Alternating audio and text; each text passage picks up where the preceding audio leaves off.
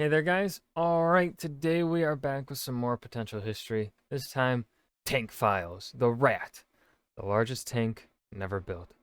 Before we dive in, make sure you go and check out the links in the description box below. I would love if you join the Discord and follow me over at Twitch, and check out the Kickstarter link below. Go ahead and read the prologue and the first 5 chapters to my novel.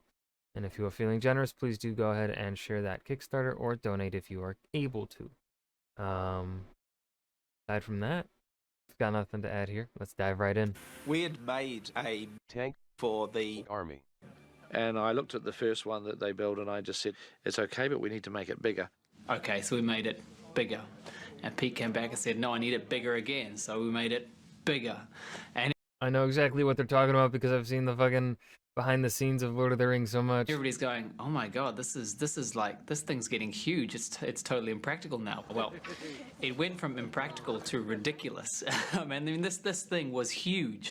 This video is sponsored by Squarespace, Wait a the minute. easy and reliable way. No, I mean, this thing was huge. Peter Jackson is in. This video is sponsored by Squarespace, the easy and reliable way to build a website for yourself or your business. Use my code POTENTIALHISTORY for 10% off your first Squarespace order, but more on that a little bit later. One of the most popular topics to do with the Second World War are German tanks. And by German tanks, I mean the Gen 3 big cats, not those other boring, sensible designs. We want to hear about the big boys. And as the war went on, the designs got bigger and bigger, beginning Hey man, you gotta compensate sometimes, alright? Sometimes you're a little insecure and you just gotta get out a big tank. with the tiger and panther and growing into the mouse. Now, Germany went bigger and better in hopes to negate the fact that they couldn't play the production game like other countries could. There were supposedly plans to go bigger though. Much bigger. And since I assume you've read the title, I'll stop teasing and get to the reveal. The Germans worked up a design for this. OKH Auftrag Nummer 30404, or the Rat, a 1,000-ton super tank. Now, before I go any further, I have to warn you that everything said and everything kind of known about this vehicle is kind of dubious. Kenneth Estes in his book points out that there's really not much solid information out there. I mean, there's one set of drawings that we kind of base a lot of this stuff off of, and a lot of the stories to do with it are very anecdotal. Assuming this was a serious design, though, here's the story. Dreamt up by a submarine designer at Krupp, the vehicle was to sit on 4-foot wide tracks, or multiple sets of tracks depending on how you interpret the designs, with 11 road wheels per side, powered by either 8 Daimler 20-cylinder marine diesel engines, or 4 MAN marine diesel engines. That would, in theory, push it along at 25 miles per hour, and the power-to-rate ratio math does check out on that surprisingly, but we'll get more to that on a second. It was to have armor ranging from 150 to 360 millimeters thick, and a range of weapons including 2 15mm 151/15 autocannons, 8 20mm anti-aircraft guns on the back deck,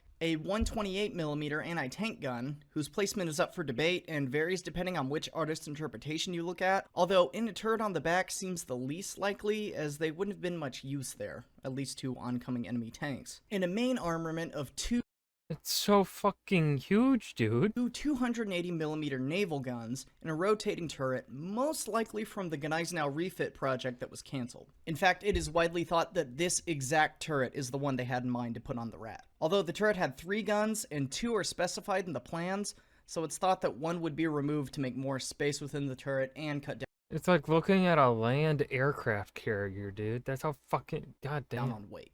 This could be something that was made as a serious design and something that the German army thought they needed and was requested and loved by Hitler. Or it could be something that a bunch of engineers drew up on a late night drinking kind of as a meme. And that's something that I think is really not touched on as much as it should be when this vehicle is discussed. Most of the stuff we know about it is just kind of guessed. You can tell this through the huge variation in interpretations by artists. There are things that are moved in all different sort of places, and what the vehicle is going to look like is kind of a generalized concept, and there are a lot of specifics left out. So this is kind of the best I could find on an official story of an official design, but a lot of it is very much inferred, and I'm just going with the best things that I could come up with. This gets into one of the major problems that doesn't really make sense about this vehicle.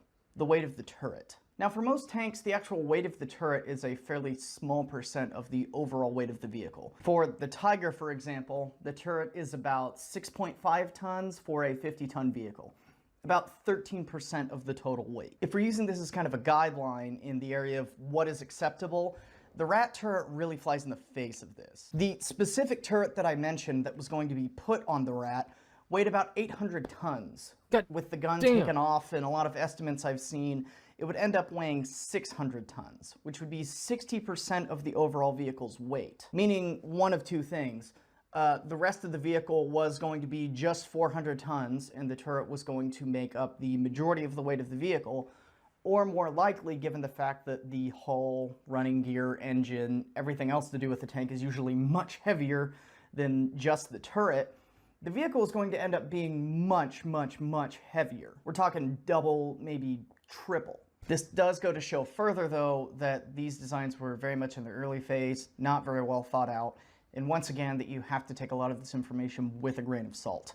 Along with this, the Rat would have had other issues. For one, it's too heavy to cross any bridges, so it would have to ford rivers, which with its height of very tall, it probably could have done for many of them, but probably not all, limiting its movement. Also due to its size, it would have had to move to its deployment zone under its own power, and would probably need specialty roads built to do this, as it would easily destroy any normal roads it attempted to drive on, or really drive one track on. I imagine if built, they would opt to do it in pieces and do final assembly near the front, although that in and of itself would require a lot of infrastructure to set up. Because this is the Germans though, there was also an SPG version dreamt up as well, because if you make a chassis, there must be a TD or SPG version.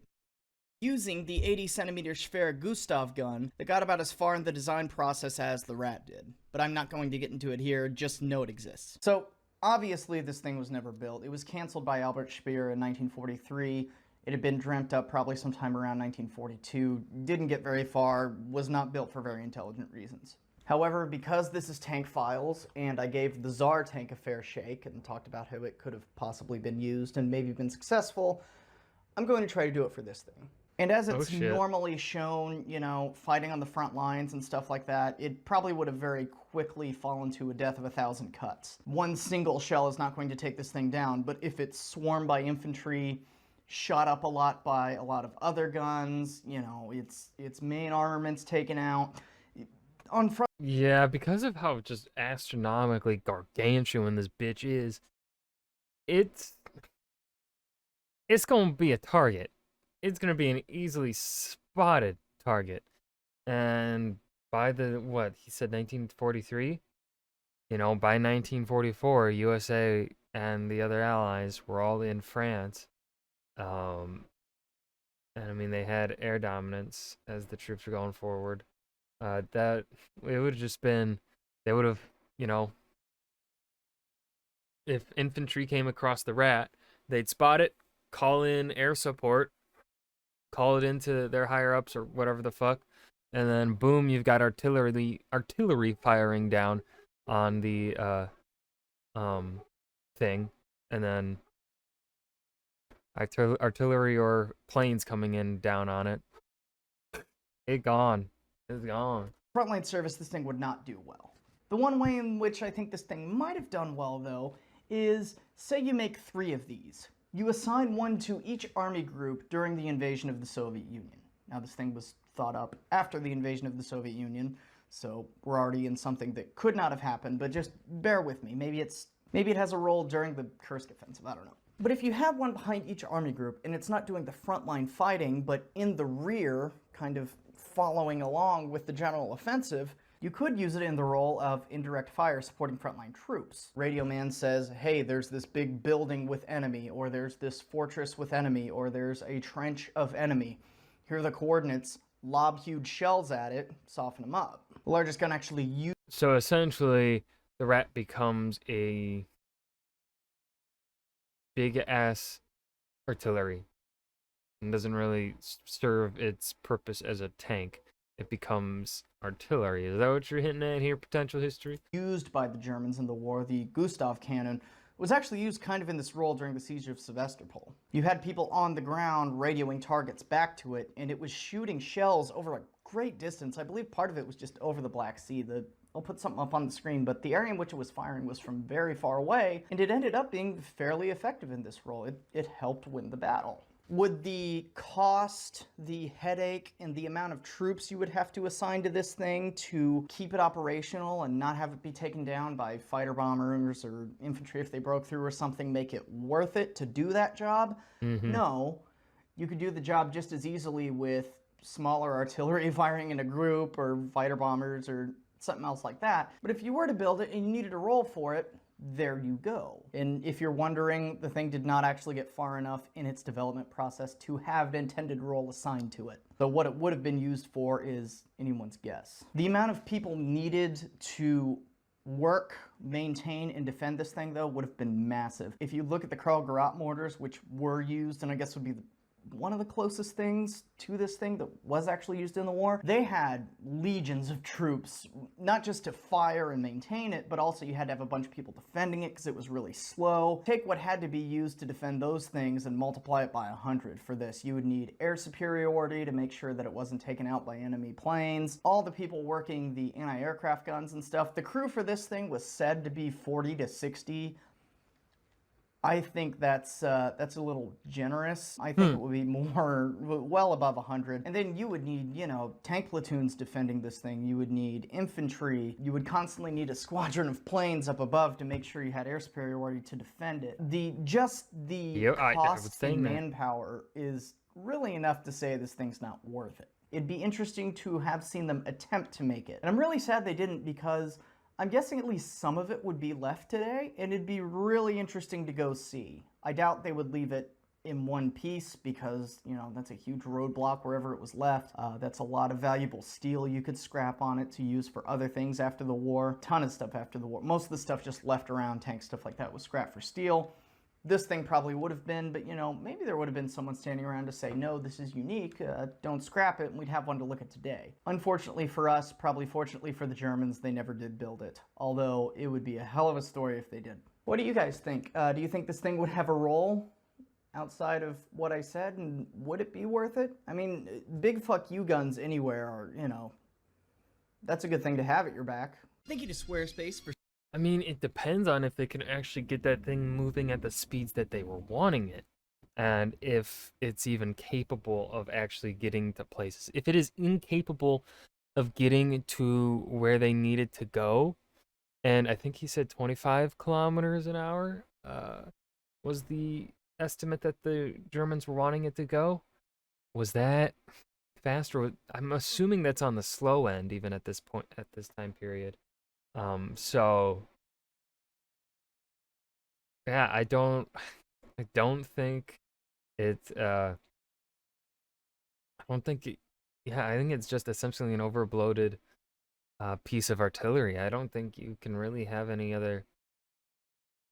I think it's too clunky, too immobile to serve as a tank.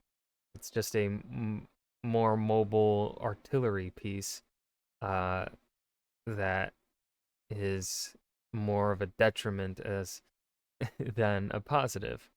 So yeah, I side with potential history in this one. I hope you guys enjoyed. Remember to hit that like button and subscribe for more, and I will see you guys in the next video. Peace.